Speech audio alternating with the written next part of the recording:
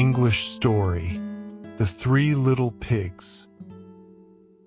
Once upon a time there was an old sow who had 3 little pigs, and as she had not enough for them to eat, she said they had better go out into the world and seek their fortunes. Now the eldest pig went first, and as he trotted along the road, he met a man carrying a bundle of straw. So he said very politely, "If you please, sir, could you give me that straw to build me a house?" And the man, seeing what good manners the little pig had, gave him the straw, and the little pig set to work and built a beautiful house with it. Now, when it was finished, a wolf happened to pass that way, and he saw the house and he smelt the pig inside. So he knocked at the door and said, little pig, let me in, let me in." But the little pig saw the wolf's big paws through the keyhole, so he answered back, "No, no, no, by the hair of my chinny chin. Then the wolf showed his teeth and said, "Then I'll huff and I'll puff and I'll blow your house in." So he huffed and he puffed and he blew the house in. Then he ate up little piggy and went on his way. Now the next piggy, when he started, met a man carrying a bundle of furs, and, being very polite, he said to him, "If you please, sir, could you give me that furs to build me a house?" And the man, seeing what good manners the little pig had, gave him the furs, and the little pig set to work and built himself a beautiful house.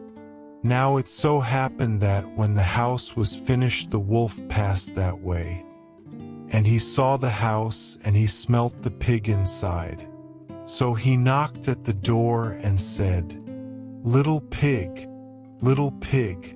let me in, let me in." But the little pig peeped through the keyhole and saw the wolf's great ears. So he answered back, "No, no, no, by the hair of my chinny chin.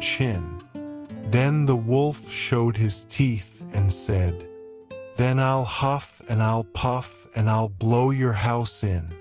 So he huffed and he puffed and he blew the house in.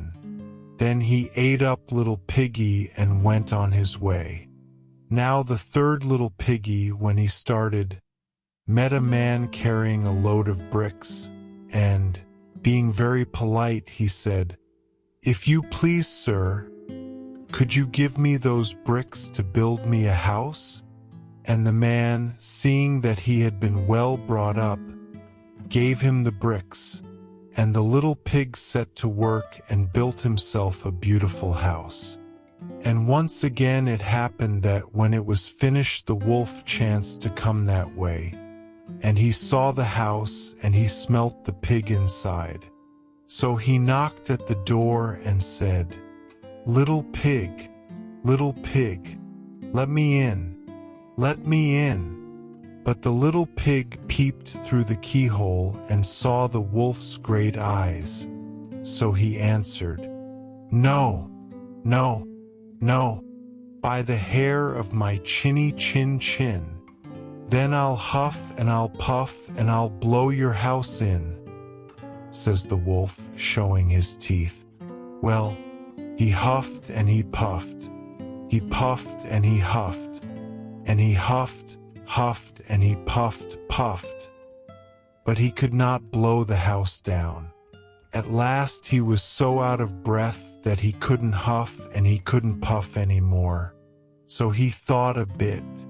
Then he said, "Little pig, I know where there is ever such a nice field of turnips." "Do you?" says little piggy. "And where may that be?" "I'll show you," says the wolf. "If you will be ready at 6 o'clock tomorrow morning, I will call round for you, and we can go together to Farmer Smith's field and get turnips for dinner." "Thank you kindly," says the little piggy. "I will be ready at 6 o'clock sharp." But, you see, the little pig was not one to be taken in with chaff, so he got up at 5, trotted off to Farmer Smith's field, rooted up the turnips, and was home eating them for breakfast when the wolf clattered at the door and cried, little pig, aren't you ready?" "Ready?" says the little piggy.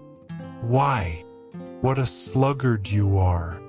I've been to the field and come back again, and I'm having a nice potful of turnips for breakfast." Then the wolf grew red with rage, but he was determined to eat little piggy, so he said, as if he didn't care, "I'm glad you like them, but I know of something better than turnips." "Indeed," says little piggy. "And what may that be?" "A nice apple tree down in Merry Gardens with the juiciest, sweetest apples on it.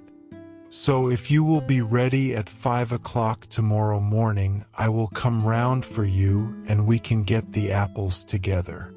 "Thank you kindly," says little piggy. "I will sure and be ready at 5 o'clock sharp." Now the next morning he bustled up ever so early, and it wasn't 4 o'clock when he started to get the apples. But, you see, the wolf had been taken in once and wasn't going to be taken in again, so he also started at 4 o'clock, and the little pig had but just got his basket half full of apples when he saw the wolf coming down the road licking his lips. "Hello," says the wolf. "Here already. You are an early bird. Are the apples nice?" "Very nice," says little piggy. "I'll throw you down one to try."